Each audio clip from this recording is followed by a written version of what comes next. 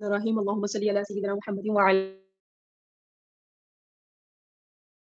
آل سيدنا محمد وبارك وسلم وسلم عليه ربي يسر ولا تعسر بالخير وبك نستعين يا فتاح لي من لساني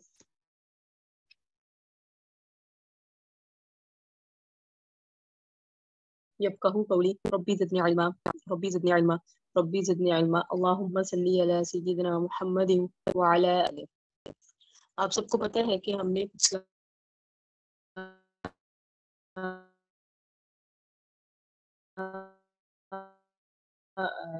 جو اپنے اسباق پڑھے اس میں نبی علیہ السلام کی پیدائش کے بعد کے واقعات ہی میں نبوت سے پہلے کے معاملات اور بعد کے معاملات اور انہی معاملات میں تھا ہجرت اور ان میں ہجرت حبشہ وغیرہ اور عام الحزن اور نبی علیہ السلام کے ساتھ جو بھی دین حق میں مسائل آتے رہے وہ ساری چیزیں ہم نے پڑھی اور وہاں کی قریش کا مکہ کے کفار کا جو آپ علیہ السلام کے رویہ تھا اور جو معاملات تھے وہ پڑھے. آج ہماری آخری کوشش کریں گے اس میں ہم ہجری سال اور آپ علیہ السلام کی ہجرت کے بعد جو 10-11 سال تھے ان کے سارے معاملات اور اس کے واقعات انتہائی ڈیٹیل سے پڑھ لیں اور اس میں جو کمی پیشی ہے اللہ رب العزت معاف فرمائے. لیکن کوشش یہی ہوگی کہ ان ساری جتنی بھی تفصیلات ہیں اس کا احاطہ کیا جائے.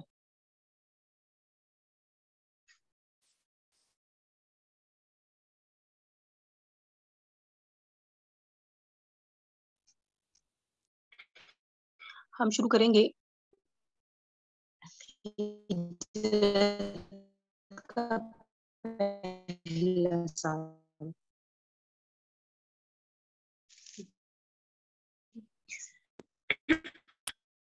جب آپ نبی علیہ السلام ہجرت کے تشریف لے گئے تو وہ ہجرت کے پہلے سال میں آپ صلی اللہ علیہ وسلم کے ساتھ کیا معاملات پیش آئے.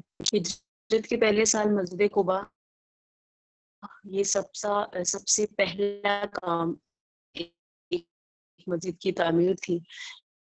اس مقصد کے لیے آپ السلام نے حضرت کلثوم بن حدم کو ایک زمین کو پسند فرمایا. یہ کلثوم بن حدم کی زمین تھی جہاں خاندان عامر بن عوف کی کھجوریں بھی سکھائی جاتی تھی لگائی جاتی تھی. یہی وہ مسجد ہے جو آج بھی مسجد قباء کے نام سے مشہور ہے اور قرآن میں اس اول یوم احق ان تقوم فیہ رجال یحبون الطاہرین. اس مبارک کی تعمیر میں صحابہ کرام رضوان اللہ علیہم اجمعین کے ساتھ خود نبی علیہ السلام بھی بنفس نفیس اپنے دستوں مبارک سے اتنے بڑے بڑے پتھر اٹھاتے کہ ان کے بوجھ سے جسم نازک خم ہو جاتا. اور اگر آپ کے جان سہار صحابہ میں سے کوئی رسول اللہ آپ پر ہمارے ماں باپ قربان آپ چھوڑ دیتے مگر پھر اسی وزن کا دوسرا آپ علیہ السلام نے ایک کام یہ کیا مسجد قباء کی تعمیر. دوسرا قباء کی تعمیر فرما کہ جمعہ کے دن آپ قبیلہ بنی سالم جمعہ آپ نے پڑھایا. یہی وہ مسجد ہے جو آج تک مسجد الجمعہ کے نام سے مشہور ہے. اہل شہر کو خبر ہوئی تو ہر طرف سے لوگ جذبات شوق میں مشتاقانہ استقبال کے لیے دوڑ پڑے اور آپ کے دادا عبد المطلب کے ننھانے رشتہ دار بنو نجار ہتھیار لگائے قباء سے شہر تک صفے باندھے ہوئے مستانہ وار چل رہے تھے کیونکہ عبد المطلب سے بھی رشتہ داری تھی اور نبی علیہ السلام سے بھی رشتہ داری تھی. آپ نبی علیہ السلام راستے میں تمام قبائل کی محبت کا شکریہ ادا کرتے اور سب کو خیر و برکت کی دعائیں دیتے ہوئے چلے جا رہے تھے. تو جب آپ السلام کا استقبال کیا گیا تو وہ ان الفاظ کے ساتھ کیا گیا طلع البدر علینا من ثنیۃ الوداع وجب الشکر علینا ما دعا للہ داعی کہ ہم پر خدا کا شکر واجب ہے جب تک رہے. ایھا المبعوث فینا جئت بالامر المطاع انت شرفت المدینۃ مرحبا یا خیر داعی. کہ وہ ذات گرامی جو ہمارے اندر مبعوث کیے گئے آپ وہ دین لائے جو اطاعت کے قابل ہے. آپ نے مدینہ کو شرف دیا یا تو آپ کے لیے خوش آمدید ہے اور اس سے بہترین دعوت دینے والے ہیں. تو بہرحال اور بھی اس کے اشعار تھے جو وہاں کی بچیوں نے کہے. آپ علیہ السلام نے ان بچیوں کو بھی جوش مسرت اور ان کے والہانہ محبت پر متاثر ہو کر پوچھا گیا، بچیوں کیا تم محبت کرتی ہو؟ تو بچیوں نے بھی کہا جی ہاں۔ یہ سن کر آپ علیہ السلام خوش ہو کر مسکرائے، فرمایا میں بھی تم سے محبت کرتا ہوں۔ یہ بھی واقعہ ہجرت کا، آپ صلی اللہ علیہ وسلم کی ہجرت کے بعد کا اہم ہے۔ اسی طرح ابو ایوب انصاری کا مکان، اس کے متعلق بھی آپ کو پتہ ہونا چاہیے۔ مسرت کے ساتھ اونٹنی کی وہ ہار تھام کر عرض کرتے ہیں یا رسول اللہ، تو آپ علیہ السلام کے ساتھ تھے کہ آپ ہمارے گھروں کو آئیں، آپ ہمارے گھروں کو آئیں، آپ ہمارے گھر رہیں۔ تو آپ نے فرمایا میری اونٹنی کی وہ ہار چھوڑ دو، وہ جس گھر جائے گی یا جس جگہ خدا کو منظور ہوا اسی جگہ یہ میری اونٹنی بیٹھ جائے گی۔ چنانچہ جس جگہ آپ مسجد نبوی شریف ہے آج، جو ہم جگہ دیکھتے ہیں جہاں مسجد نبوی شریف ہے، اس کے پاس صلی اللہ علیہ وسلم کی اونٹنی بیٹھ گئی اور حضرت ابو ایوب انصاری آپ کی اجازت سے آپ کا سامان اٹھا کر اپنے گھر لے گئے۔ آپ علیہ السلام نے انہی کے مقام پر قیام فرمایا۔ حضرت ابو ایوب انصاری نے اوپر کی منزل پیش کی، مگر آپ نے ملاقاتیوں کی آسانی کے لحاظ سے نیچے والی منزل کو پسند فرمایا۔ حضرت ابو ایوب انصاری دونوں وقت آپ کے لیے کھانا بھیجتے اور آپ کا بچا ہوا کھانا اپنے میاں بیوی دونوں تبرکن کھایا کرتے تھے۔ کھانے میں جہاں نبی علیہ السلام کی انگلیوں کا نشان پڑا ہوتا تھا، وہ لوگ حصول برکت کے لیے حضرت ابو ایوب انصاری اسی جگہ سے لقمہ اٹھاتے تھے اور اپنے ہر قول فعل سے بے پناہ ادب اور احترام اور عقیدت رکھتی تھے نبی علیہ السلام کے لیے۔ تو یہ بھی واقعہ بہت اہم ہے۔ اس کے علاوہ حضرت عبداللہ بن سلام کا اسلام۔ حضرت عبداللہ بن سلام مدینہ کے یہودیوں میں سب سے بڑے عالم تھے۔ خود ان کا یہ بیان ہے کہ جب آپ علیہ السلام مکہ سے ہجرت فرما کے مدینہ تشریف لائے تو لوگ اس وقت جوق در جوق ان کی زیارت کے لیے ہر طرف سے آنے لگے، تو میں بھی اسی وقت خدمت اقدس میں حاضر ہوا۔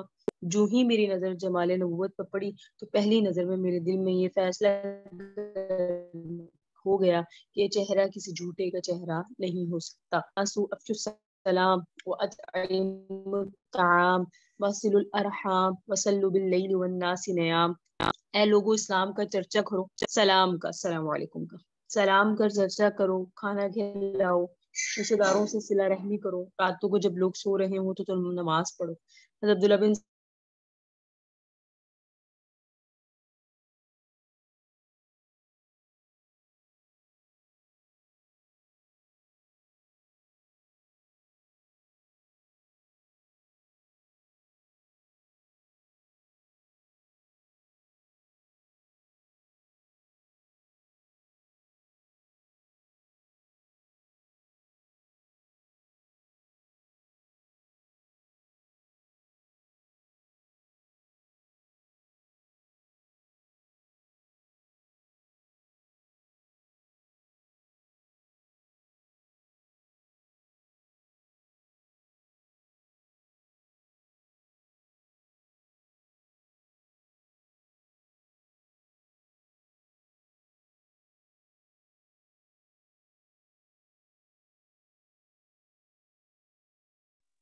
آواز بند ہو گئی ہے۔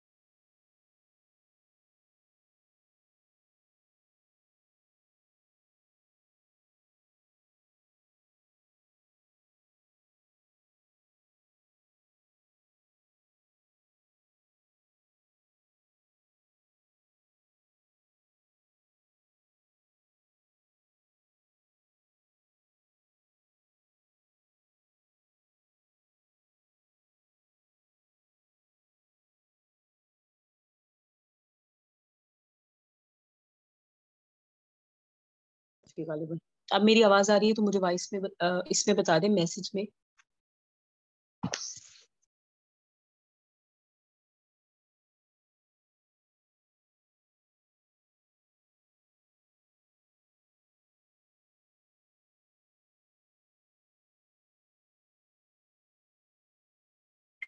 وائس میں میسج میں بتا دیں کہ اچھا جی میسج آئے ہوئے جی، آ رہی ہے الحمدللہ، ٹھیک ہے۔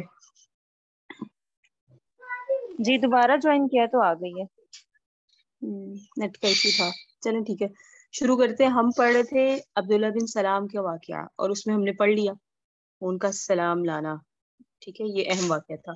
اس کے بعد آپ علیہ السلام کے اہل و عیال مدینہ میں, جب نبی صلی اللہ علیہ وسلم حضرت ابو ایوب انصاری کے مکان میں ہی تھے, تو آپ نے اپنے غلام حضرت زید بن حارث اور ابو رافع کو 500 درہم اور 2 اونٹ دے کے مکہ بھیجا, تاکہ یہ دونوں صاحبان اپنے ساتھ آپ علیہ السلام کے گھر والوں کو مدینہ لے آئیں. چنانچہ یہ دونوں حضرات جا کے آپ علیہ السلام کی 2 صاحبزادیاں حضرت فاطمہ اور حضرت ام کلثوم, اور آپ کی زوجہ مطہرہ ام المؤمنین حضرت سودا اور حضرت اسامہ بن زید اور ام ایمن کو مدینہ لے آئے. آپ کی صاحبزادی حضرت زینب نہیں آ سکی تھی, کیونکہ ان کے شوہر حضرت ابو العاص نے ان کو مکہ میں روک لیا تھا. آپ علیہ السلام کی ایک صاحبزادی حضرت بی بی رقیہ اپنے شوہر حضرت عثمان کے ساتھ حبشہ میں تھی. انہی لوگوں کے ساتھ حضرت ابوبکر صدیق کے فرزند حضرت عبداللہ بھی اپنے سب گھر والوں کو ساتھ لے کے مکہ سے مدینہ آ گئے تھے, اور ان کی حضرت سیدہ عائشہ ان کے ساتھ تھی, حضرت ابوبکر صدیق کے خاندان کے ساتھ, کیونکہ ان کی بیٹی تھی. تو یہ سب لوگ مدینہ آ کر حضرت حارث بن نعمان کے مکان پر ٹھہرے تھے. تو یہ بھی ایک اہم واقعہ تھا ہجرت کے بعد, کہ پہلے تو آپ علیہ السلام نے ہجرت کی, اور بعد میں آپ علیہ السلام کا خاندان آیا, اور آپ صلی اللہ علیہ وسلم نے حکم دیا تھا 2 حضرات کو کہ وہ جائیں اور نبی علیہ السلام کے خاندان کو اپنے ہمراہ لائیں. مسجد نبوی, یہ سمجھ لیجیے گا, اسی مسجد کا نام مسجد نبوی ہے. یہ مسجد ہر قسم کے دنیاوی تکلفات سے پاک اور اسلام کی سادگی کی سچی اور صحیح تصویر تھی. اس مسجد کی عمارت طول و عرض میں 60 گز لمبی اور 54 گز چوڑی تھی. لمبی 60 گز اور چوڑی جو ہے وہ 54 گز. ٹھیک ہے. اس کا قبلہ بیت المقدس کی طرف بنایا گیا, مگر جب قبلہ بدل کر کعبہ کی طرف ہو گیا تو مسجد کے شمالی جانب ایک نیا دروازہ قائم کیا گیا. اس کے بعد مختلف زمانوں میں مسجد نبوی کی تجدید ہوتی رہی, یعنی اس میں تعمیراتی کام ہوتے رہے. مدینہ میں کوئی ایسی جگہ نہیں جہاں مسلمان باجماعت نماز نہ پڑھ سکیں, اس لیے مسجد کی تعمیر نہایت ضروری بن گئی تھی. اور حضور پاک صلی اللہ علیہ وسلم کے قیام گاہ کے قریب ہی بنو نجار کا ایک باغ تھا. آپ نے مسجد تعمیر کرنے کے لیے اس باغ کو قیمت دے کر خریدنا چاہا, لیکن ان لوگوں نے کہا یا رسول اللہ, ہم خدا ہی سے اس کی قیمت لیں گے اور مفت میں زمین مسجد کی تعمیر کے لیے پیش کر دیں گے. لیکن چونکہ یہ زمین اصل میں 2 یتیموں کی تھی, اور آپ نے 2 یتیم بچوں کو بلایا, اور ان یتیم بچوں نے بھی مسجد زمین جو تھی وہ مسجد کے لیے نظر کرنی چاہی, مگر آپ علیہ السلام نے اس بات کو پسند نہیں کیا, اس لیے حضرت ابوبکر صدیق کے مال سے آپ نے ان کی قیمت ادا کی. اس زمین میں چند درخت, چند کھنڈرات اور کچھ مشرکین کی قبریں تھیں. آپ نے درختوں کے کانٹے اور مشرکین کی قبروں کو کھود کر پھینک دینے کا حکم دیا, اور پھر زمین کو ہموار کر کر خود آپ نے اپنے دست مبارک سے مسجد کی بنیاد ڈالی, اور کچی اینٹوں کی دیوار اور کھجور کے ستونوں پر کھجور کے پتیوں سے آپ علیہ السلام نے اس کی چھت بنائی, جو بارش میں بھی اکثر ٹپکتی تھی.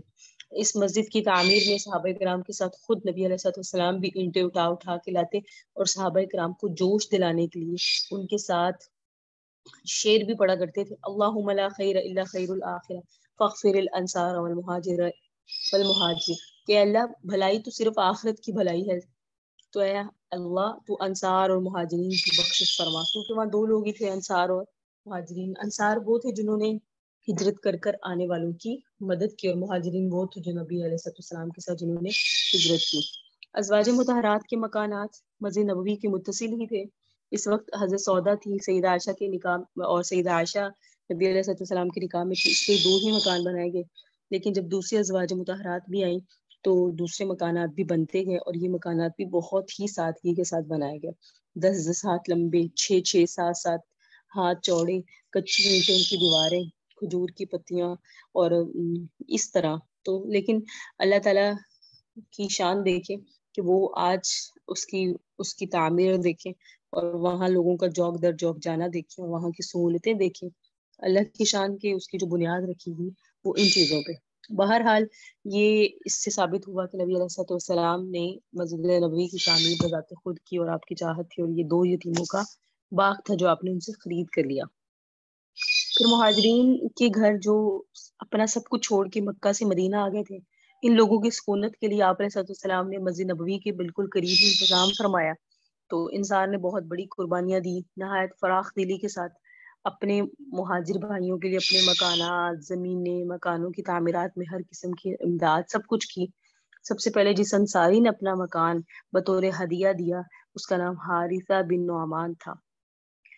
اس کے بعد سیدہ عائشہ کا حضرت علیہ السلام سے نکاح ہوا تو ہجرت سے قبل ہی مکہ میں ہوا، مگر ان کی رخصتی جو ہوئی وہ ہجرت کے پہلے ہی سال مدینہ میں، یعنی یہ آپ علیہ السلام کے نکاح میں تھی لیکن رخصتی نہیں ہوئی تھی، اور پھر ان کی رخصتی جو ہوئی وہ مدینہ میں ہوئی۔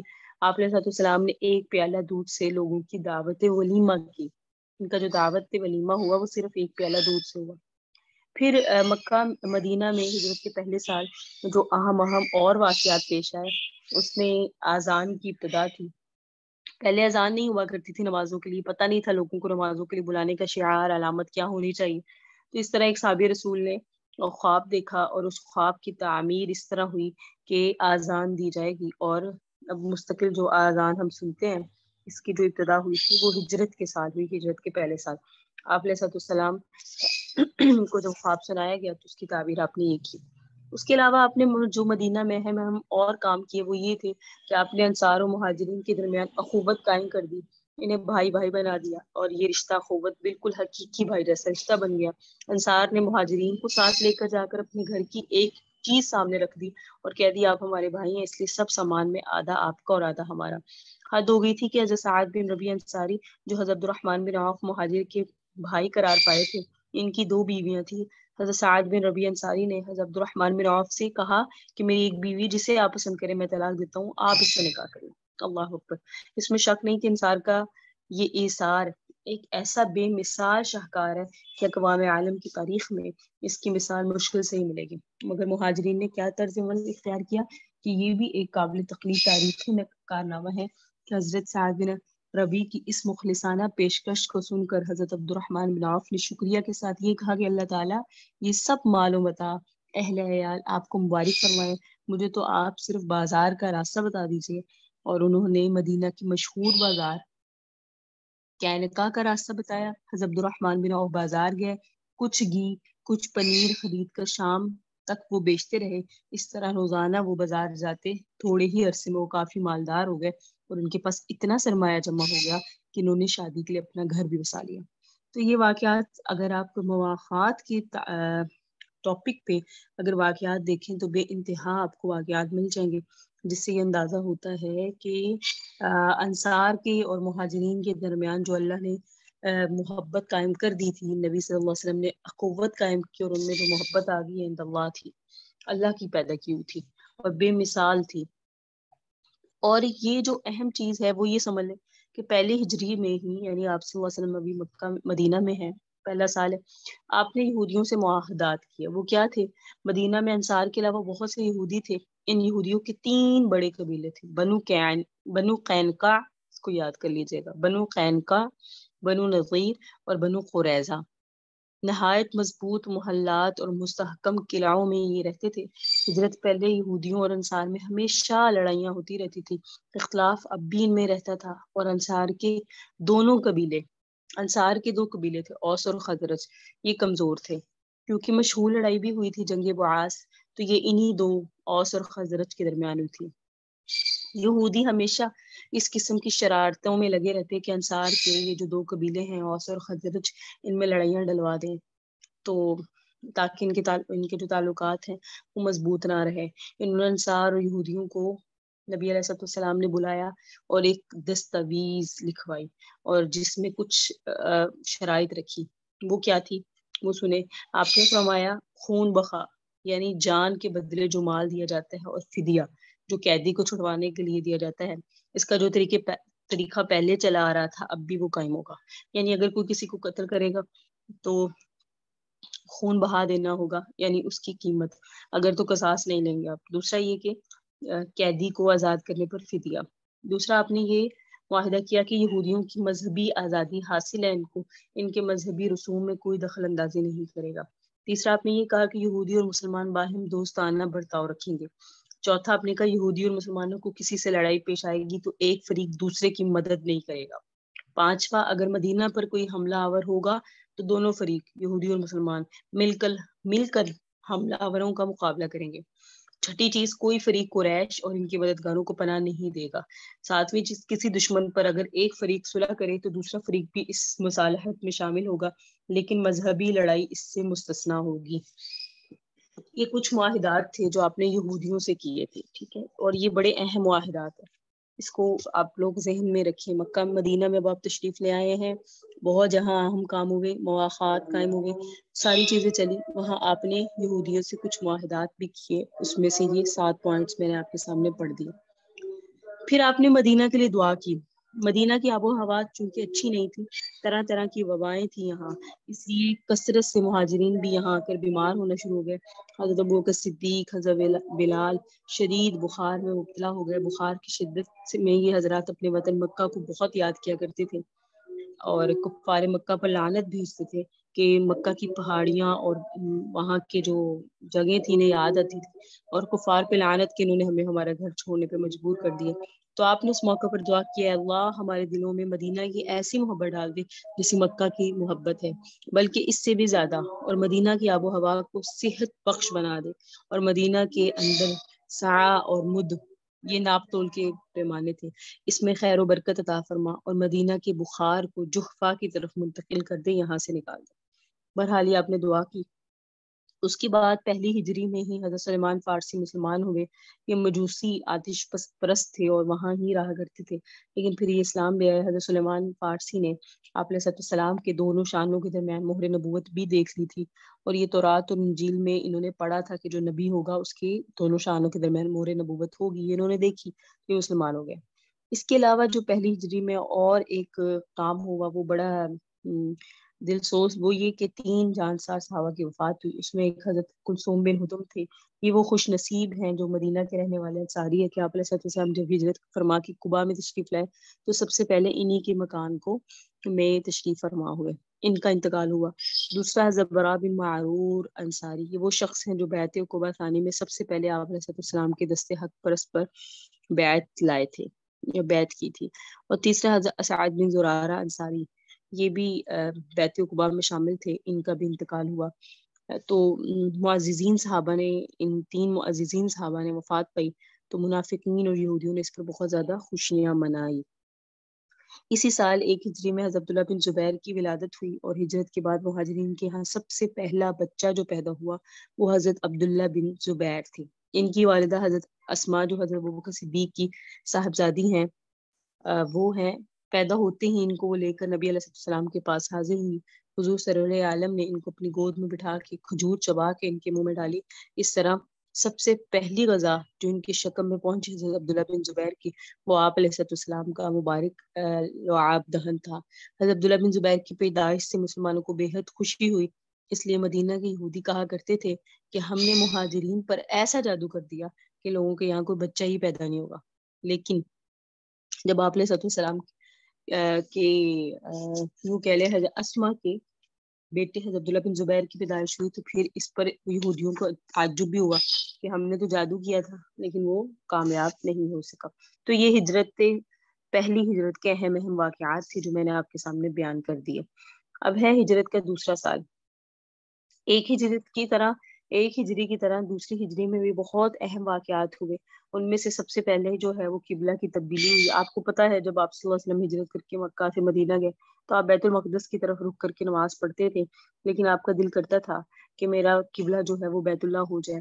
آپ 16 یا 17 مہینے تک بیت المقدس کی طرف رخ کر کے نماز پڑھتے رہے، لیکن جب بھی نماز پڑھنے لگتے آسمان کی طرف دیکھتے، قرآن میں دوسرے پارے میں آیت نازل ہوئی، قد نرى تقلب وجهك في السماء فلنولينك قبلة ترضاها، ہم بار بار آپ کا منہ اٹھا کے آسمان کی طرف دیکھ رہے ہیں، ہم ان قریب اسی کو آپ کا قبلہ بنا دیں گے جس پر آپ راضی ہوں گے۔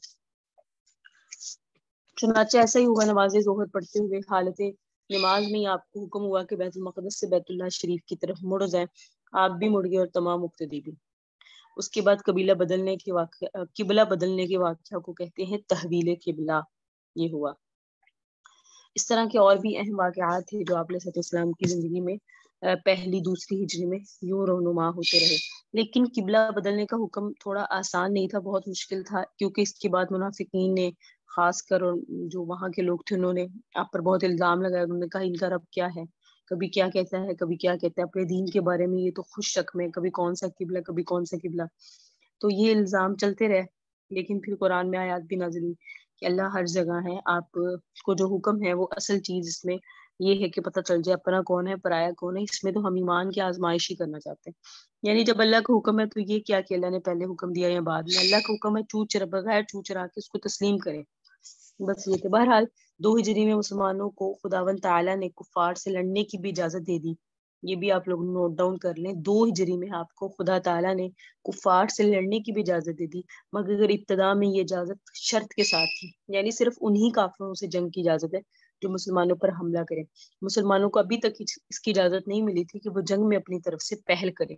لیکن حق واضح ہو جانے اور باطل ظاہر ہو جانے کے بعد چونکہ تبلیغ حق اور اقام الہی کی نشر و اشاعت آپ صلی اللہ علیہ وسلم پر فرض تھی، اس لیے تمام ان کفار پر جو انات کے طور پر حق کو قبول کرنے سے انکار کرتے تھے، جہاد کا حکم نازل ہو گیا، خواہ وہ مسلمانوں سے لڑنے میں پہل کریں یا نہ کریں. کیونکہ حق کے ظاہر ہو جانے کے بعد حق کو قبول کرنے کے لیے مجبور کرنا اور باطل کو جبرن ترک کرانا یہ عین حکمت اور بنی نوع انسان کی صلاح و فلاح کے لیے انتہائی ضروری تھا. تو یہ سب لڑائیاں کفار کی طرف سے مسلمانوں کے سر پر مسلط کی گئی تھی اور غریب مسلمان بدرجہ مجبوری تلوار اٹھانے پر مجبور ہوئے اور اس طرح کے واقعات بھی پیش آئے. لیکن بہرحال حکم یہی تھا، مشروط تھا کہ ہاں آپ اپنے دفاع کے لیے لڑ سکتے ہیں، لیکن اگر ان کی طرف سے ابتدا نہ ہو تو آپ نہیں. یہ شرط تھی.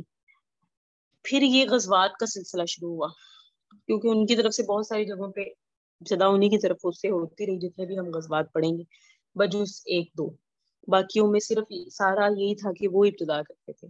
تو غزوات وہ ہوتے ہیں جس میں نبی صلی اللہ علیہ وسلم بنصب نفیس خود شامل ہوں اور ان سے لڑائی اور جنگ کی ہو. اور سریہ اسے کہتا ہے جس میں آپ صلی اللہ علیہ وسلم شامل نہیں ہے لیکن آپ کے حکم سے وہ لڑا جا رہا ہے. غزوات یعنی جن جن لشکروں میں آپ صلی اللہ علیہ وسلم شریک تھے ان کی تعداد 27 تک ملتی ہے. ٹھیک ہے، اور بعض نے 25 اور بعض نے 26 کا ہے. مگر امام بخاری نے کہا ہے کہ 9، کل تعداد 19 ہے. امام بخاری نے جو تعداد بتائی ہے 19 ہے. اور ان میں سے جن 9 غزوات میں جنگ ہوئی ہے وہ ٹوٹل ہے 9. اور وہ کون سے ہیں؟ جنگ بدر، جنگ احد، جنگ احزاب، جنگ بنو قریظہ، جنگ بنو مصطلق، جنگ خیبر، فتح مکہ، جنگ حنین اور جنگ طائف.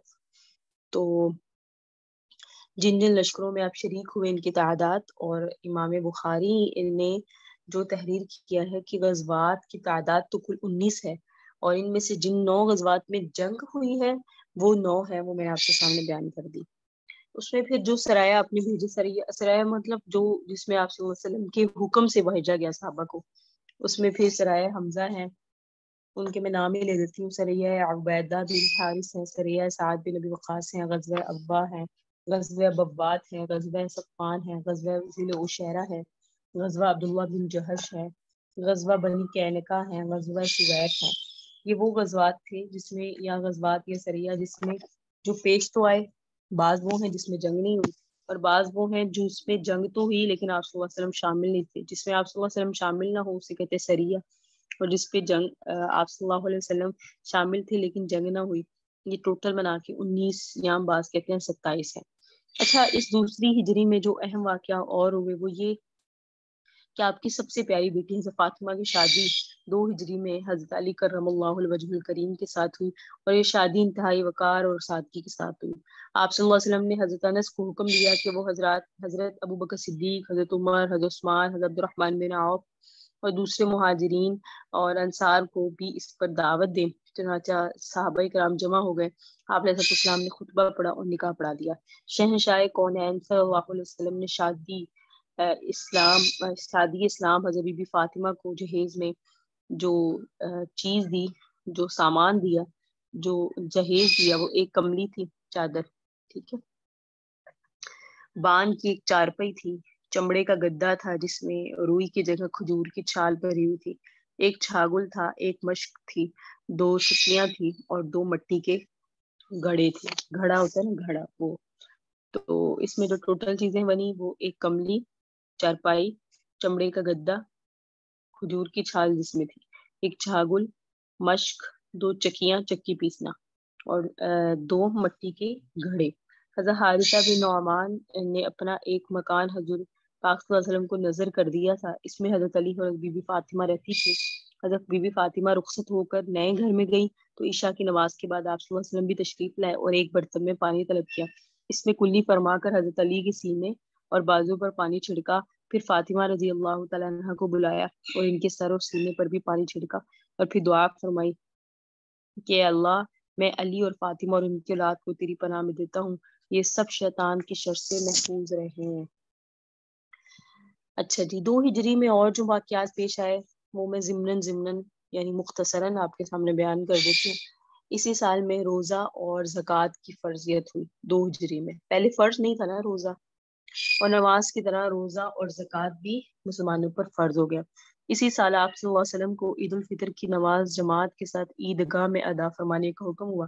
اس سے قبل عید الفطر کی نماز ادا نہیں ہوتی تھی. نمبر 3، صدقہ فطر ادا کرنے کا حکم ہوا. اسی سال 10 ذی الحج کو آپ صلی اللہ علیہ وسلم نے بقرہ عید کی نماز ادا فرمائی اور نماز کے بعد 2 مینڈوں کی قربانی فرمائی. اسی سال 10 ذی الحج کو آپ صلی اللہ علیہ وسلم نے بقرہ عید کی نماز ادا فرمائی اور اسی سال آپ نے چھوٹے چھوٹے غزوات بھی کیے جن میں آپ صلی اللہ علیہ وسلم نے شرکت فرمائی لیکن جنگ نہیں ہوئی. ٹھیک ہے، تو یہ کچھ 4-5 چیزیں تھیں جو 2 ہجری میں ہوئی اور اس کا میں نے ضمن آپ کے سامنے ذکر کیا. ہجرت کے اسی دوسرے سال میں ایک اور واقعہ ہوا، جنگ بدر. یہ آپ سب کو پتا ہے، بدر مدینہ سے تقریباً 80 میل کے فاصلے پر ایک گاؤں کا نام ہے جہاں زمانہ جاہلیت میں سالانہ میلہ لگتا تھا. یہاں ایک کنواں بھی تھا جس کے مالک کا نام بدر تھا. اسی کے نام پر اس جگہ کا نام بدر رکھا گیا. ٹھیک ہے، اس مقام پر جنگ بدر کا وہ عظیم معرکہ ہوا جس میں کفار قریش اور مسلمانوں کے درمیان سخت خون ریزی ہوئی اور مسلمانوں کو وہ عظیم الشان فتح مبین نصیب ہوئی، جس کے بعد اسلام کی عزت اقبال کا پرچم اتنا سربلند ہو گیا کہ کفار قریش کی عظمت اور شوکت بالکل ہی خاک میں مل گئی. اللہ تعالیٰ نے جنگ بدر کے دن کا نام یوم فرقان رکھا. قرآن کریم میں تفصیل کے ساتھ اس کا ذکر بھی ہے. وَلَقَدْ نَصَرَكُمُ اللَّهُ بِبَدْرٍ وَأَنْتُمْ أَذِلَّةٌ فَاتَّقُوا اللَّهَ لَعَلَّكُمْ تَشْكُرُونَ. جنگ بدر کا سبب کیا بنا؟ عمر بن حضرمی کے قتل. وہ اس کا قتل ہوا تھا. اس سے کفار قریش میں پھیلا اور زبردست اشتعال ہوا جس میں ہر کافر کی زبان پر یہی نعرہ لگا کہ ہم خون کا بدلہ خون لیں گے. یہی نعرہ، خون کا بدلہ خون لیں گے. مگر بالکل ایک ناگہاں صورت پیش آئی.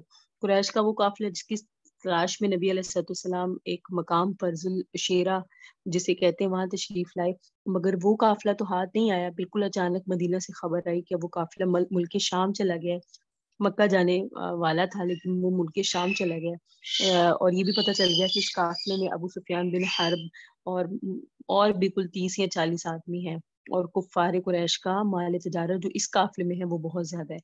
آپ علیہ السلام نے اپنے اصحاب سے فرمایا کہ کفار قریش کی ٹولیاں لوٹ مار کی نیت سے مدینہ کی طرف یا مدینہ کے طرف میں پھر رہی ہیں اور قرز بن جابر فہری مدینہ کے چراگاہوں تک آ کر غارت گری اور ڈاکہ زنی بھی کر گیا ہے. لہٰذا کیوں نہ ہم بھی کفار قریش کے اس قافلے پر حملہ کر کے اس کو بھی لوٹ لیں تاکہ کفار قریش کی شامی تجارت بند ہو جائے اور وہ مجبور ہو کر ہم سے صلح کر لیں. یہ ایک سیاست تھی اور یہ جب غزوات ہو رہے ہیں، یہ جنگیں ہو رہی ہوں تو یہ کرنا کوئی مشکل نہیں ہے اور یہ کوئی ناجائز نہیں ہے. آپ نے یہ سوچا. بہرحال مدینہ سے روانگی ہوئی 12 رمضان 2 ہجری کو بہت تیزی کے ساتھ. اور جب مکہ میں خبر پھیل گئی کہ مسلمان مسلح ہو کر قریش کا قافلہ لوٹنے کے لیے مدینہ سے چل پڑے تو مکہ میں ایک جوش پھیل گیا اور ایک دم کفار قریش کی فوج کا دل مسلمانوں پر حملہ کرنے کے لیے تیار ہو گیا. جب مسلمانوں کو اس کی اطلاع ملی تو آپ نے صحابہ کو جمع کیا اور صورتحال سے آگاہ کیا اور صاف صاف فرما دیا ممکن ہے اس سفر میں کفار قریش کی قافلہ سے ملاقات ہو جائے اور یہ بھی ہو سکتا ہے کہ کفار مکہ کے لشکر سے ہماری جنگ بھی ہو جائے. یہ ارشاد سن کر حضرت ابوبکر صدیق، حضرت عمر، دوسرے مہاجرین بڑے جوش و خروش کا اظہار کرتے ہیں مگر ساتھ ہی انصار کا منہ دیکھ رہے تھے کیونکہ انصار نے آپ کے دست مبارک پر بیعت کرتے ہوئے اس بات کا عہد کیا تھا کہ وہ اس وقت تلوار اٹھائیں گے جب کفار مدینہ پر چڑھائیں اور یہاں مدینہ سے باہر نکل کر جنگ کرنے کا معاملہ ہے. تو یہ تھوڑا معاملہ اختلافی ہو گیا لیکن بہرحال مدینہ سے 1 میل دور چل کر آپ صلی اللہ علیہ وسلم نے اپنے لشکر کا جائزہ لیا. جو لوگ کم عمر تھے ان کو واپس بھیج دیا اور بچوں کو واپس بھیج دیا. سعد بن وقاص کے چھوٹے بھائی حضرت عمیر بن ابی وقاص ان کو واپس بھیج دیا. وہ بہت روئے کہ مجھے جنگ کرنی ہے. لیکن یہ سارے معاملات جنگ میں ہوئے، بہت تفصیل ہے اس جنگ بدر میں. بہرحال کفار قریش بھی بڑے جوش میں تھے، لیکن ابو سفیان بچ گیا کیونکہ راستے سے مڑ کر وہ ساحل سمندر کے راستے پہ چل گیا اور خطرہ کے مقامات سے بہت دور پہنچ گیا. کفار میں پھر اختلاف ہوا ابو سفیان کے بارے میں، اور کفار قریش جب بدر پہنچ گئے تو مناسب جگہوں پر انہوں نے اپنا قبضہ جما لیا. آپ علیہ السلام جب بدر کے قریب پہنچے تو شام کے وقت میں حضرت علی، حضرت زبیر، حضرت سعد بن وقاص کو بدر کی طرف بھیجا تاکہ یہ دیکھ کر آئیں کہ کفار قریش کتنے ہیں، کیا تعداد اور کیا معاملات ہے. ان حضرات نے قریش کے 2 غلاموں کو پکڑ لیا جو لشکر کفار کے لیے پانی بھرنے پر مقرر تھے. آپ نے ان 2 غلاموں سے دریافت میں بتاؤ اس قریشی فوج میں قریش کے سرداروں میں کون کون ہے؟ دونوں غلاموں نے بتایا عتبہ ہے، شیبہ ہے، ابو البختری ہے، حکیم ہے، نوفل ہے، حارث ہے، نظر ہے، زمعہ ہے، ابو جہل ہے، امیہ ہے، سہیل ہے. یہ بڑے بڑے نام لیے، سب اس لشکر میں ہیں. یہ فہرست سن کر آپ نے اپنے صاحب کی طرف توجہ ہو کے فرمایا مسلمانوں سن لو، مکہ نے اپنے جگر کے ٹکڑوں کو تمہاری طرف بھیج دیا. تاجدار دو عالم صلی اللہ علیہ وسلم بدر کے میدان میں ہیں اور وہی کے بھی انتظار میں ہیں اور فوجی تدبیر بھی کر رہے ہیں. آپ جنگی تدابیر کے اب کس طرف سے کیسے حملہ کیا جائے؟ تو سرور کائنات صلی اللہ علیہ وسلم فرماتے ہیں ساری رات جاگتے ہیں. 17 رمضان 2 ہجری، 17 رمضان جمعے کی رات تھی. تمام فوج تو آرام اور چین کی نیند سو رہی تھی، مگر آپ صلی اللہ علیہ وسلم کی ذات جو ساری رات خداوند کے سامنے دعا میں مصروف تھی، صبح نمودار ہوئی تو آپ نے لوگوں کو نماز کے لیے بیدار فرمایا. پھر فرمایا کہ قرآن کریم کی آیات جہاد اتری ہیں. مہاجرین اسلام کی رگوں کے خون کا قطرہ قطرہ جوش و خروش کا سمندر بن کر طوفانی موجیں مارنے لگا اور لوگ میدان جنگ کے لیے تیار ہو گئے. اب اللہ کا حکم آ گیا، کون کب اور کہاں مرے گا یہ تو نہیں پتا. بہرحال رات ہی میں چند جان نساء کے ساتھ آپ نے میدان جنگ کا معائنہ کیا. اس وقت دستے مبارک میں ایک چھڑی تھی آپ کی. آپ اس چھڑی سے زمین پر لکیر بناتے فرماتے یہ فلاں کافر کے قتل ہونے کی جگہ ہے، کل یہاں فلاں کافر کی لاش پڑی ہوئی ملے گی. ایسا ہی ہوا، آپ نے جس جگہ جس کافر کی قتل گاہ بتائی تھی اس کافر کی لاش اسی جگہ پائی گئی. ان میں سے کسی ایک نے لکیر سے بال برابر بھی تجویز نہیں کی، جو آپ نے بتائی تھی اسی جگہ میں مرے. بہرحال 17 رمضان 2 ہجری میں جمعہ کے دن آپ نے مجاہدین اسلام کو صف بندی کا حکم دیا. دست مبارک میں ایک چھڑی تھی، اس کے اشارے سے آپ صفیں درست فرماتے، کوئی شخص آگے پیچھے نہیں ہونے پاتا. اور یہ بھی حکم فرما دیا بجز ذکر الہی کہ کوئی شخص کسی قسم کا کوئی شور و شغب نہیں کرے گا. این ایسے وقت پہ جنگ کا لکارہ بجنے والا ہی ہے 2 ایسے واقعات ہو گئے جو نہایت ہی عبرت خیز اور بہت نصیحت آموز تھے. نمبر 1، آپ اپنی چھڑی کے اشارے سے سب سے سیدھی فرما رہے تھے. آپ نے دیکھا کہ سواد انصاری کا پیٹ سب سے کچھ آگے نکلے. آپ نے اپنی چھڑی سے ان کے پیٹ پر ایک کونچا دے کر فرمایا استوی یا سواد، اے سواد سیدھے کھڑے ہو جاؤ. حضرت سواد نے کہا یا رسول اللہ آپ نے میرے شکم پر چھڑی ماری، مجھے آپ سے اس کا بدلہ لے رہے ہیں. یہ سن کر آپ اپنا پیراہن شریف اٹھا کر فرماتے ہیں سواد لو میرا شکم حاضر ہے، تم اس پر چھڑی مار کر مجھ سے اپنا بدلہ لے لو. حضرت سواد نے دوڑ کر آپ کی شکم مبارک کو چوم لیا اور پھر نہایت ہی والہانہ انداز میں انتہائی گرم جوشی کے ساتھ آپ کے جسم اقدس سے لپٹ گئے. آپ نے فرمایا سواد تم نے ایسا کیوں کیا؟ عرض کیا یا رسول اللہ میں اس وقت جنگ کی صف میں اپنا سر ہتھیلی پر رکھ کر کھڑا ہوں، شاید موت کا وقت آ گیا. اس وقت میرے دل میں اس تمنا نے جوش مارا کہ کاش مرتے وقت میرا بدن آپ کے جسم تھر سے چھو جائے. یہ سن کر آپ نے حضرت سواد کے جذبہ محبت کی قدر فرماتے ہوئے ان کے لیے خیر و برکت کی دعا فرمائی. حضرت سواد نے دربار رسالت میں معذرت کرتے ہوئے اپنا قصاص معاف کر دیا. تمام صحابہ کرام حضرت سواد کی اس عاشقانہ ادا کو حیرت سے دیکھتے ہوئے ان کا منہ تکنے لگے. ایک یہ اہم واقعہ ہوا اور دوسرا عہد کی پابندی کا واقعہ ہوا، اور پھر دونوں لشکر آمنے سامنے ہوئے جسے قرآن میں کہا گیا ہے قد کان لکم آیۃ فی فئتین التقطا فئۃ تقاتل فی سبیل اللہ واخری کافرہ. حضور نبی صلی اللہ علیہ وسلم نے اس نازک گھڑی میں اللہ رب العزت سے لو لگائے ہیں، گریا زیری کرتے ہیں، ہاتھ پھیلائے ہیں، دعا مانگتے خداوند تو نے مجھ سے جو وعدہ فرمایا آج اسے پورا فرما. آپ پر اس قدر دقت اور محویت آ رہی تھی کہ جوش گریہ میں چادر مبارک بھی کندھوں سے گر گئی، مگر آپ کو خبر نہیں تھی۔ کبھی آپ سجدے میں سر رکھتے دعا مانگتے، اور کبھی کیا کیفیت تھی۔ حضرت ابوبکر صدیق جو غار یار تھے، وہ آپ کو اس بے قراری میں دیکھ کر آپ کی چادر، گری ہوئی چادر کو آپ کے مقدس کندھوں پہ ڈالتے ہیں اور پوچھتے ہیں یا رسول اللہ کیا ہوا، ایسی کیا کیفیت ہے، آپ کیوں اتنے پریشان ہیں؟ تو اور بس کر دیجئے۔ نبی صلی اللہ علیہ وسلم نے دعا ختم کر دی اور آپ کی زبان مبارک پر اس وقت یہ کلمہ تھا، سیہزم الجمع ویولون الدبر، کفار ان قریب ہار جائیں گے، پیٹ پھیر کر بھاگ جائیں گے۔ اور یہ آیت کا بھی حصہ ہے۔ لڑائی بھی شروع ہوئی، اسی طرح کفار ہار گئے اور نبی علیہ السلام کی دعاؤں اور صحابہ کی جرت اور ان کی محنتوں کا ثمرہ یہ ہوا کہ جنگ بدر جو ہے وہ مسلمان جیت گئے۔ 2 منٹ دیجیے کرنے کو۔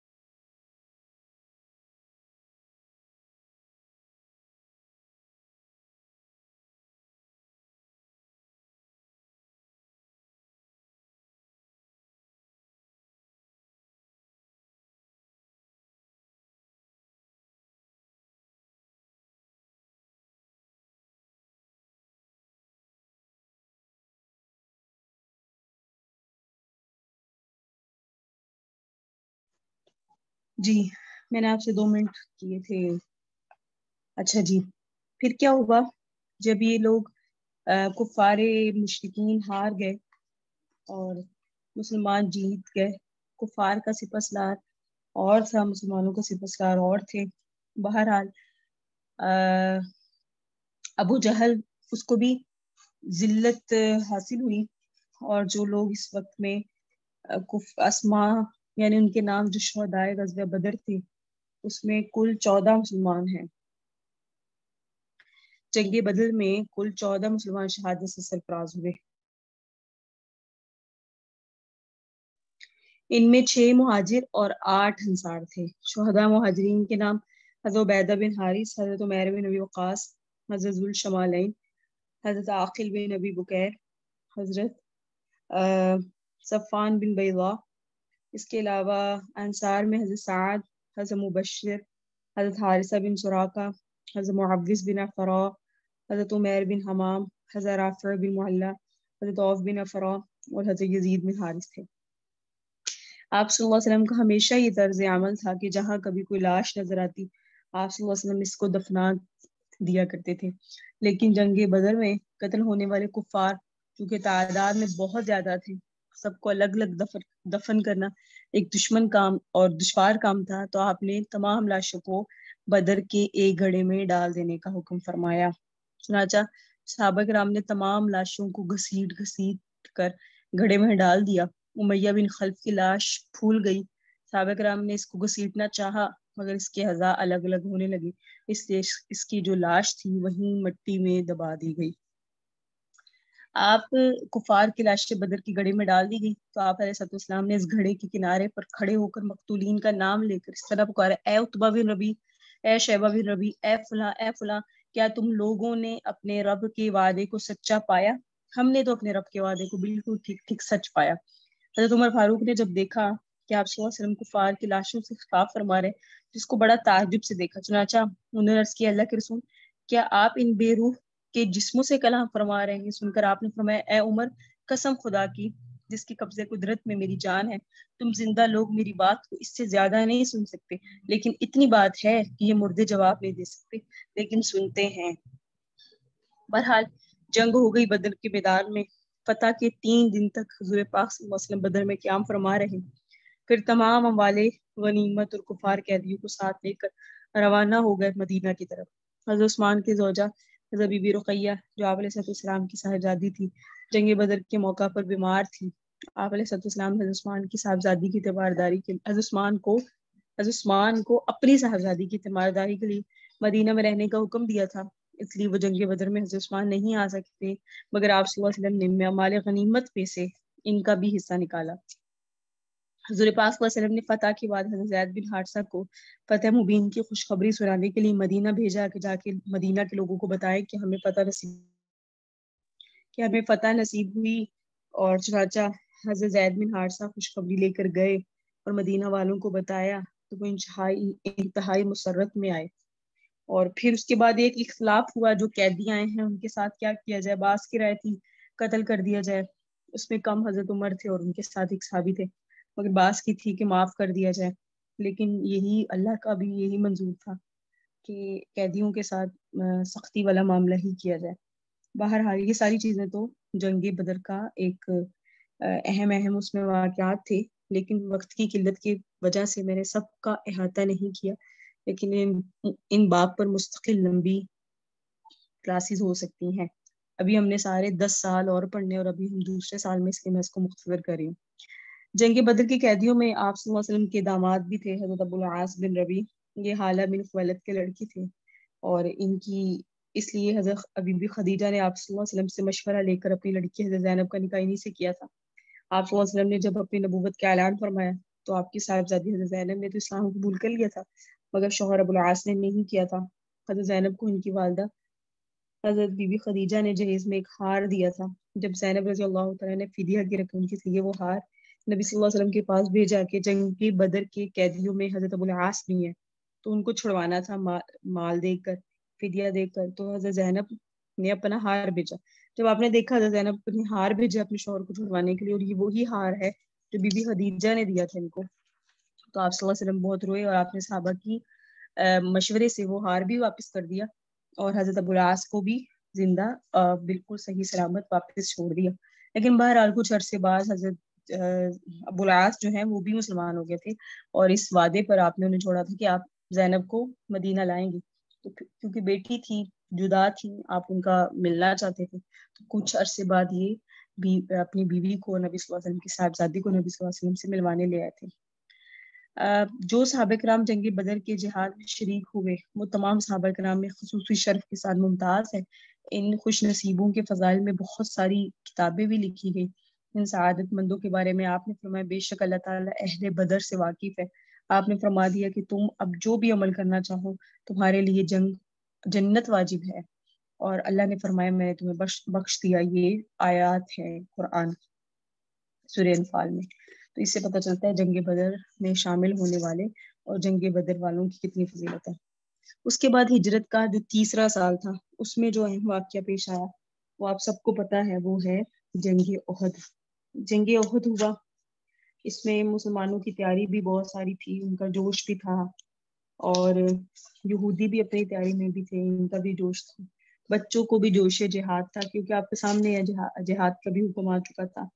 تو مشرکین تو 12 شوال 3 ہجری میں بدھ کے دن ہی مدینہ کے قریب پہنچ گئے، اور پہاڑ کا نام تھا احد، اس جگہ پہ چونکہ یہ ہوا معرکہ، جنگ کی ابتدا ہوئی، اشعار پڑے گئے جن میں جنگ بدر کے مقتولین کا ماتم بھی کیا گیا جو کچھ مشرکین کر رہے تھے، اور مشرکین نے اپنی صفیں باندھی، مسلمانوں نے بھی باندھی، خوب تیاری ہے۔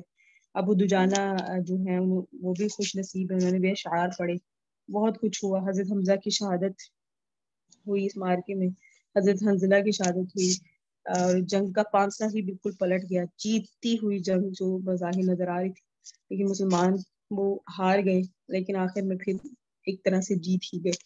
لیکن یہ بھی ایک ایسا مارکہ ہے جس میں مسلمانوں کے لیے، جہاں مسلمان صحابہ کرام کے لیے ایک مشکل چیز تو تھی، لیکن اس میں سبق بھی بہت تھے۔ آپ کا حکم ماننا تھا، پہاڑ نہ چھوڑنے کا حکم تھا، لیکن جب مسلمانوں کو نظر آیا کہ پہاڑ ہم جیت گئے، تو جہاں پہاڑ پر صحابہ کرام کو رہنے کا حکم تھا، انہیں لگا اب ہم جیت گئے ہیں جنگ، تو اب تو یہاں سے نکل جانا چاہیے۔ جیسے ہی وہ اس پہاڑ سے ہلے تو مشرکین نے اسی پہاڑ کی جانب سے حملہ کر دیا، اور بظاہر جیتی ہوئی جنگ ایسے لگ رہا تھا جس مسلمان ہار گئے ہیں۔ ٹھیک ہے، ہجرت کا یہ تیسرا سال تھا جس میں غزوہ بدر ہوا، لیکن اسی پریشانی میں مسلمان بھی کیفیت ہے، اور وہ بیتی ہوئی جب ہار رہے ہیں، یہ سارے معاملات ہوئے اور سب بکھر گئے، اور اسی پریشانی کے عالم میں جبکہ بکھرے ہوئے مسلمان ابھی رحمت عالم کے پاس جمع بھی نہیں تھے، تو عبداللہ بن کمیعہ ایک آدمی تھا جو قریش کے بہادروں میں بہت ہی نامور تھا۔ اس نے ناگہاں آپ صلی اللہ علیہ وسلم کو دیکھ لیا، ایک دم بجلی کی طرح صفوں کو چیرتا ہوا آیا اور تاجدار دو عالم صلی اللہ علیہ وسلم پر قاتلانہ حملہ کیا۔ ظالم نے پوری قوت سے آپ کے چہرہ انور پر تلوار ماری، جس سے خود کی دو کڑیاں رخ انور میں چبھ گئی۔ خود ہوتے نا جو سر پہ رکھا ہوتا ہے لوہے کا، تو اس کی دو کڑیاں تھی وہ آپ صلی اللہ علیہ وسلم کی رخ انور میں چبھ گئی۔ اس حالت میں ابی بن خلف ملعون اپنے گھوڑے پہ سوار ہو کر آپ کو شہید کر دینے کے نیت سے آگے بڑھا۔ آپ نے اپنے ایک جان سہا صحابی حضرت حارث بن سماع سے ایک چھوٹا سا نیزہ لے کر ابی بن خلف کی گردن پر مارا، جس سے وہ تل ملا سا گیا۔ گردن پر بہت معمولی زخم آیا، بخار نکلا، مگر اپنے لشکر میں جا کر اپنی گردن کے زخم کے بارے میں لوگوں کو اپنی تکلیف اور پریشانی بتائی۔ بے پناہ ناقابل برداشت درد کی شکایت کرنے لگا۔ اس پر اس کے ساتھیوں نے کہا یہ تو معمولی خراش ہے، تم اس قدر پریشان کیوں؟ اس نے کہا تم لوگ نہیں جانتے، ایک مرتبہ مجھ سے محمد نے کہا تھا کہ میں تم کو قتل کروں گا، اس لیے یہ تو بہرحال زخم ہے۔ میرا تو اعتقاد ہے اگر وہ میرے اوپر تھوک دیتے تو بھی میں سمجھ لیتا کہ میری موت یقینی ہے۔ اس کا واقعہ یہ ہے کہ اس طرح کے معاملات اس کے ساتھ ہوئے اور پھر وہی اس کی موت کا سبب بنا۔ صحابہ کرام نے جب آپ صلی اللہ علیہ وسلم کو زخمی دیکھا، چاروں طرف سے کفار نے آپ پر تیر و تلوار کا وار شروع کیا ہوا تھا۔ کفار کا بے پناہ ہجوم آپ کے ہر چار طرف سے حملہ کرنے لگا، جس سے آپ کفار کی ناروا میں بالکل محصور ہو گئے، قید ہو گئے۔ اب جنگ احد ہے، یہ منظر دیکھے جان سار صحابہ کا جوش اور جان ساری ان کا دیکھنا تھا کہ وہ اپنا سر ہتھیلی پر لے کر آپ کو بچانے کے لیے اس وقت صحابہ کرام جنگ کی آگ میں کود پڑے اور آپ کے گرد ایک حلقہ بنا دیا۔ حضرت ابو دجانہ جھک کر آپ کے لیے ڈھال بن گئے، چاروں طرف سے جو تلواریں برس رہی تھی وہ اپنی پشت پر لیتے تھے، آپ تک کسی تلوار یا نیزے کے پہنچنے بھی نہیں دیتے تھے۔ حضرت طلحہ وہ کفار کے تلواروں کے وار کو اپنے ہاتھ پر سے روکتے تھے، یہاں تک کہ ان کا ایک ہاتھ بالکل کٹ کر گر گیا۔ ان کے بدن پر 35 یا 39 زخم آئے۔ غرض جان سار صحابہ نے آپ صلی اللہ علیہ وسلم کی حفاظت میں اپنی جانوں کی پرواہ نہیں کی، ایسی بہادری اور ایسی جان بازی سے جنگ کرتے تھے کہ تاریخ عالم میں ان کی مثال نہیں ہے۔ ابو طلحہ نشانہ بازی میں مشہور تھے، انہوں نے اس موقع پر اس قدر تیر برسائے کہ ان کی کئی کمانیں ٹوٹ گئی۔ انہوں نے آپ صلی اللہ علیہ وسلم کو اپنی پیٹھ کے پیچھے بٹھا لیا تاکہ دشمنوں کے تیر یا تلوار کا کوئی وار آپ پر نہ آئے۔ کبھی کبھی اپنے دشمنوں کی فوجوں کو دیکھنے کے لیے گردن اٹھاتے تو حضرت طلحہ عرض کرتے یا رسول اللہ میرے ماں باپ آپ پر قربان، آپ گردن نہ اٹھائیں، کہیں ایسا نہ ہو کہ دشمنوں کا کوئی تیر آپ کو لگ جائے۔ حضرت قتادہ بن نعمان فرماتے کہ آپ صلی اللہ علیہ وسلم کے چہرہ انور کو بچانے کے لیے حضرت قتادہ بن نعمان نے اپنا چہرہ دشمنوں کے سامنے کر دیا۔ کافروں کا ایک تیر ان کی آنکھ میں لگا اور آنکھ بہہ کر ان کی رخسار پر آ گئی۔ آپ صلی اللہ علیہ وسلم نے اپنا دستہ مبارک ان کی آنکھ کو اٹھا کر اپنے دستہ مبارک سے ان کی آنکھ کو اٹھا کر آنکھ کی حلقہ میں رکھی اور یوں دعا فرمائی یا اللہ قتادہ کی آنکھ بچا لے جس نے تیرے رسول کے چہرے کو بچایا۔ مشہور ہے کہ ان کی وہ آنکھ دوسری آنکھ سے زیادہ روشن اور خوبصورت ہو گئی۔ حضرت سعد بن ابی وقاص بھی تیر اندازی میں انتہائی باکمال تھے، یہ بھی آپ صلی اللہ علیہ وسلم کی دفاع کرتے۔ ظاہری کفار انتہائی بے دردی کے ساتھ آپ پر تیر برساتے تھے، مگر اس وقت آپ کی زبان پر یہی الفاظ تھے رب اغفر لی قومی فانہم لا یعلمون، اے اللہ میری قوم کو بخش دے اس لیے کہ مجھے نہیں جانتے۔ آپ صلی اللہ علیہ وسلم کی دندان مبارک بھی شہید ہوئے، چہرہ انور پر بھی زخم آئے۔ اس حالت میں آپ ان گڑھوں میں سے ایک گڑھے میں گر پڑے جو ابو عامر فاسق نے جان بوجھ کر کھودا تھا، تاکہ مسلمان لاعلمی میں ان گڑھوں کے اندر گر پڑے، مسلمان بھی گر پڑے نا، انہوں نے اس لیے کھودے تھے۔ تو آپ صلی اللہ علیہ وسلم اس میں گر پڑے، حضرت علی نے آپ کا دست مبارک پکڑا، حضرت طلحہ بن عبید نے آپ کو اٹھایا، حضرت ابو عبیدہ بن جراح نے خد کی کڑی کا ایک خرقہ جو چہرہ انور میں چبھ گیا تھا اپنے دانتوں سے پکڑ کر اس زور سے کے ساتھ کھینچا کہ ان کا دانت ٹوٹ کر زمین پر گر گیا۔ پھر دوسرا حلقہ جو دانتوں سے پکڑ کے کھینچا تو دوسرا دانت بھی حضرت ابو عبیدہ کا ٹوٹ گیا. چہرہ انور سے جو خون بہا اس کو حضرت ابو سعید خدری کے والد حضرت مالک بن سنان نے جوش عقیدت سے چوس چوس کر پی لیا، ایک قطرہ بھی زمین پر گرنے نہیں دیا. آپ نے فرمایا مالک بن سنان کیا تو نے میرا خون پی ڈالا؟ عرض کیا جی ہاں یا رسول اللہ. ارشاد فرمایا جس نے میرا خون پی لیا جہنم کی کیا مجال کے اس کو چھو لے. آپ صلی اللہ علیہ وسلم اپنے صحابہ کرام کے ساتھ پہاڑ کی ایک گھاٹی میں تشریف فرما ہے، چہرہ انور سے خون بہ رہا ہے. حضرت علی اپنے ڈھال میں پانی بھر بھر کے لا رہے ہیں. حضرت فاطمہ زہرا اپنے ہاتھوں سے خون دھو رہی ہیں مگر خون بند نہیں ہو رہا. بلاخر کھجور کی چٹائی کا ایک ٹکڑا جلایا، اس کی راکھ جو ہے زخم پر رکھی تو خون فوراً ہی ٹھہ گیا. اس حالت میں رسول اللہ صلی اللہ علیہ وسلم نے اپنے جانساروں کے ساتھ پہاڑ کی بلندی پہ چڑھ گئے. آپ جہاں کفار کے لیے پہنچنا ہی دشوار تھا. ابو سفیان نے دیکھ لیا اور فوج لے کر وہ بھی پہاڑ پر چڑھنے لگا، لیکن حضرت عمر اور دوسرے جانسار صحابہ نے کافروں پر اس زور سے پتھر برسائے کہ ابو سفیان اس کی تاب نہ لا سکا اور پہاڑ سے گر گیا. جنگ احد میں مردوں کی طرح عورتوں نے بھی بہت ہی مجاہدانہ جذبات کے ساتھ لڑائی میں حصہ لیا. حضرت سیدہ عائشہ، حضرت بی بی ام سلیم، حضرت انس کا بیان ہے کہ یہ دونوں بہت جرت سے جو احد میں مجاہدین تھے ان کے لیے پانی لاتی تھی اور پانی پلاتی تھی. اس طرح حضرت ابو سعید کی والدہ حضرت ام سلیم بھی برابر پانی کی مشق بھر بھر کے لاتی اور مجاہدین کو پلاتی. اس موقع پر حضرت بی بی ام عمارہ ان کا بھی جانساری کا واقعہ ملتا ہے. اور اس جنگ میں 70 صحابہ کرام نے جام شہادت نوش کیا، جن میں 4 مہاجر 66 انصار تھے. 30 کی تعداد میں کفار بھی ذلت کے ساتھ قتل ہوئے. تو اس میں جو شہید ہوئے وہ 70 صحابہ کرام تھے. حضور پاک صلی اللہ علیہ وسلم شہداء احد کی قبروں کی زیارت کے لیے بھی تشریف لے جایا کرتے تھے. اس کے بعد حضرت ابوبکر صدیق، حضرت عمر بھی شہداء احد کی قبروں پر جایا کرتے تھے. ایک مرتبہ آپ صلی اللہ علیہ وسلم شہداء احد کی قبروں پر تشریف لے گئے تو ارشاد فرمایا اللہ تیرا رسول گواہ ہے اس جماعت نے بڑی رضا کی طلب میں جان دی ہے. تو آپ صلی اللہ علیہ وسلم ان کے لیے دعا فرمایا کرتے تھے اور ان کی قبروں پہ تشریف لایا کرتے تھے.